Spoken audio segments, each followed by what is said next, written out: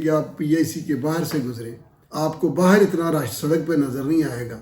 معروف ترین race course park اس کے سامنے ہے، آپ کو وہاں رش نظر نہیں آئے گا، ہسپتال کے اندر رش نظر آئے گا۔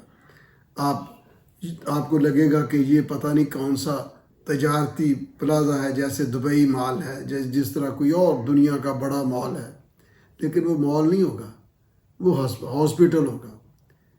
اور 5 اسٹار ہوٹل میں رہنے کا اتنا کرایہ نہیں جتنا بڑے ہسپتال میں، یہ جو پرائیویٹ ہسپتال ہیں، یہ جو ولیمہ ہاؤسز بنائے ہوئے ہیں، اس میں ہیں۔ یہ کیوں ہیں؟ حضرت ابوبکر صدیق رضی اللہ تعالیٰ عنہ نے کہا کہ انسان کی مصیبتیں اس کی زبان سے شروع ہوتی ہیں۔ تو اگر آپ مزید تشریح میں جائیں تو زبان ٹیسٹی ہوتی ہے۔ پھر دیکھا گیا ہے کہ ہم کپڑا لیں گے، اس کا ٹیکسچر دیکھیں گے، جوتا لیں گے، اس کا برانڈ دیکھیں گے، اس کو فولڈ کر کے دیکھیں گے، لیکن کھاتے پیتے وقت لوگ نہیں دیکھتے بازار میں کہ یہ جو ہم لڈو کھٹیائی والے کھا رہے ہیں، یہ جو سموسہ کھا رہے ہیں، یہ کیا بنتے وقت یہ کیسا تھا۔ یا جو بھی آپ ویسے بھی کسی دنیا کے باہر کے ملک میں جائیں، آپ 10 15 20 دن رہیں، آپ بیمار نہیں پڑیں گے۔ پاکستان میں باہر کا کھانا کھائیں تو ضرور بیمار ہوں گے، سوال ہی پیدا نہیں ہوتا کہ کوئی اس سے بچ پائے۔ اور اکثر لوگ یہاں پر معدے کے مریض دیکھے گئے۔ ٹینشن ایک نئی بیماری ہے، اس پر بھی میں نے کیے ہیں ویلاگ، اس کا بغیر دوائیوں کے کیسے علاج ہوتا ہے، کیونکہ یہ میری فیلڈ نہیں ہے۔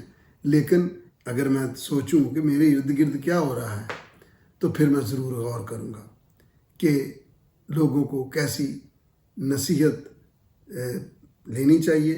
جیسے میں نے ڈاکٹر شہریار احمد شیخ صاحب سے، احمد نعمان صاحب سے، بریگیڈیئر کیسر صاحب سے اور حکیم سعید صاحب سے بھی مجھے ملنے کا اتفاق ہے۔ تب میں اسٹوڈنٹ تھا 1st ایئر کا، تو انتہائی حکیم اجمل صاحب بھی، وہ کہتے ہیں کہ نسخہ لکھواتے تھے نا، تو جو برابر میں بیٹھا نسخہ لکھنے والا ہوتا تھا وہ ان کی آواز سن پاتا تھا، مریض کو بھی نہیں سنائی دیتی تھی۔